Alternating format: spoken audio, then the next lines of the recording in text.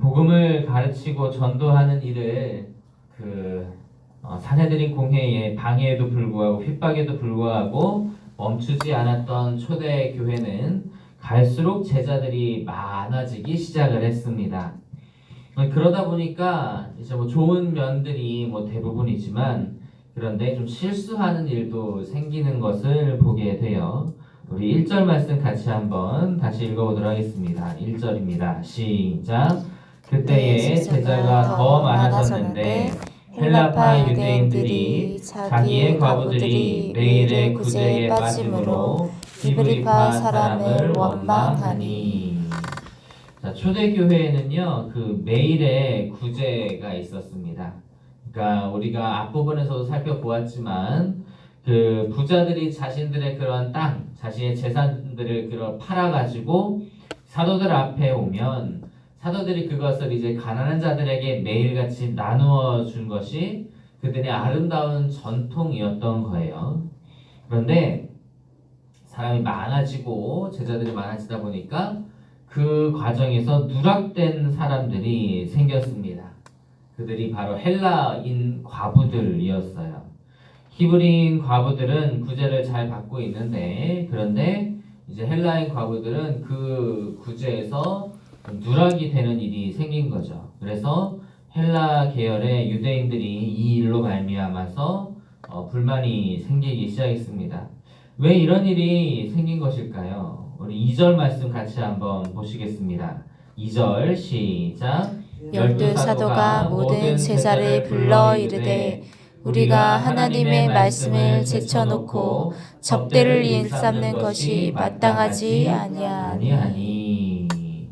사도들은 접대를 일삼는 것이 마땅하지 않다라고 그렇게 말을 해요. 근데 이 말을 확인해서 좀 살펴보면 가난하여 배고픈 그런 사람들에게 음식을 만들어서 대접하는 그런 일들, 이런 제공하는 그런 일들을 이야기를 하는 것이거든요.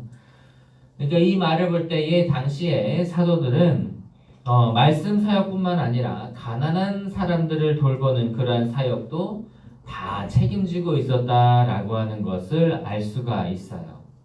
그런데 그것이 이제 교회 사람들이 성도가 계속 많아지다 보니까 사도들이 모든 그 숫자를 다 세세하게 관리하기가 어려워졌던 거죠. 그래서 결국에는 누군지는 모르지만 그 담당자의 행정착오로 인해서 매일의 구제에 빠지는 사람들이 생겼다라고 하는 겁니다.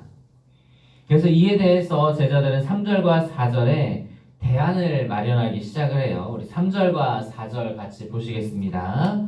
시작. 형제들아 너희 가운데서 성령과 지혜가 충만하여 칭찬받는 사람 7을 택하라. 우리가 이 일을 그들에게 맡기고 우리는 오로지 기도하는 일과 말씀 사역에 힘쓰리라 하니. 자, 사도들은 지금 이제 업무에 분담할 것을 이야기를 하고 있어요. 그래서 본인들은 기도와 말씀 사역에 집중을 하고 구제 사역에는 집사들을 세워서 그 일을 돕도록 하겠다라고 그렇게 이야기를 한 거죠. 그래서 이제 모두가 그 일을 옳게 여기고 그래서 일꾼 7명을 세우는데 그들이 바로 초대교회 가장 처음 세워진 7명의 집사였습니다. 누군가가 이제 혼자서 교회의 모든 일들을 다 감당할 수는 없어요. 이제 그게 목회자이든 뭐 아니면 일반 다른 사람들이든 교회의 모든 일을 다 주관하고 다 힘쓰기에는 분명히 양적인 한계가 있게 됩니다. 특히 이제 교회가 갈수록 성장하고 또 인원이 많아지면 그러한 일들이 반드시 생기게 되겠죠. 그렇기 때문에 교회의 일들은 우리가 그 은사와 또 달란트에 따라서 분담하여 섬기는 것이 지혜로운 방법이다라고 하는 것을 본문은 말을 해주고 있어요. 그리고 또 교회는 그 예수 그리스도를 이제 머리로 하여서 성도들이 그 지체가 되는 공동체이기 때문에 그래서 우리는 한 마음이 되어서 우리의 몸된 교회를 예수 그리스도의 몸된 교회를 각자의 은사와 달란트대로 섬겨야 할 이유가 있다라고 하는 겁니다.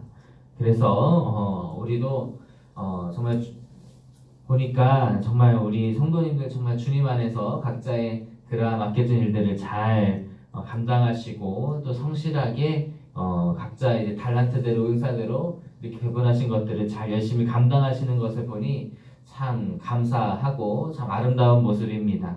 앞으로도 우리 교회가 정말 그렇게 주님의 공동체를 함께 이루어갈 수 있는 복된 공동체가 되기를 소망합니다. 아멘. 그래서 누군가의 그런 한 사람의 그러한 독점적인 그러한 것이 아니라 우리 모두가 한 마음 되어 한 뜻 되어서 주님의 교회를 잘 세워갈 수 있는 그런 건강한 교회 될 수 있게 되기를 간절히 소망합니다. 아멘. 자, 그리고 이제 이 일을 통해서요, 잠깐의 해프닝은 있었지만, 예루살렘 교회는 더더욱 성장을 해 나가기를 시작을 합니다. 7절 말씀 보실까요? 7절 말씀 읽겠습니다. 시작. 하나님의 말씀이 점점 왕성하여 예루살렘에 있는 제자의 수가 더 심히 많아지고 허다한 제사장의 무리도 이 도에 복종하니라.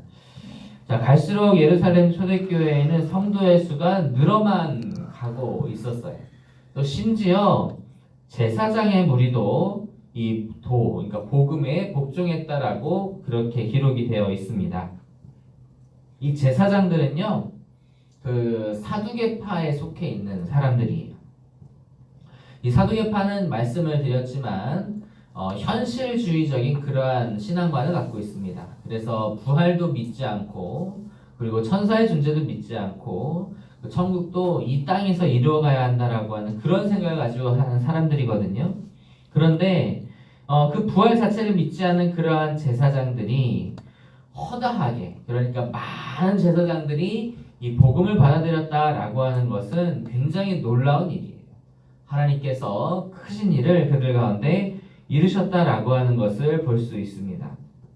자, 그런데 이런 놀라운 일들 앞서서 한 가지 일어났던 일이 있어요. 그것이 무엇이냐면 바로 하나님의 말씀이 점점 왕성하여진 것입니다. 7절에 기록된 대로 하나님의 말씀이 더 왕성해진 거예요. 사도들은 이제 그 앞서서 말씀드린 대로 하나님의 말씀을 전하는 일 그리고 기도하는 일에 더더욱 힘쓰기 시작을 했습니다. 그랬더니 정말 사도들이 더더욱 전력하여 말씀을 힘쓸 때에 그리고 또 그 말씀을 사모하고 그 말씀을 실천하며 나아가는 그러한 성도들에 의해서 정말 그런 이 말씀이 점점 왕성해지는 것이 이제 실현이 된 거죠. 그래서 정말 이들이 그렇게 말씀의 공동체가 되었더니 놀라운 부흥이 그들 가운데 일어나게 되었다라고 하는 것을 보게 됩니다. 그래서 사도들이 기도하고 말씀을 전하는 일에 집중하고 또 그리고 성도들이 그 말씀에 또 반응하고 순종하고 따라 산 그러한 것이 예루살렘 초대교회가 부흥하는 것에 큰 원동력이 되었습니다. 그들의 선택이 올바른 선택이었다라고 하는 것을 알 수 있죠. 우리 교회 역시 이렇게 예배를 통해서 하나님의 말씀을 함께 듣고 또 함께 그 말씀을 실천하는 삶을 살고 또 그 일을 위해서 함께 기도할 때에 우리 교회 내에 그런 회복의 역사, 부흥의 역사가 있게 될 줄로 믿습니다. 아멘. 우리 가운데 그러한 일들이 먼저 일어나야 우리 교회가 건강하게 회복이 될 수 있는 거예요. 그것이 성경에 나와 있는 그 부흥과 회복의 순서인 것이죠.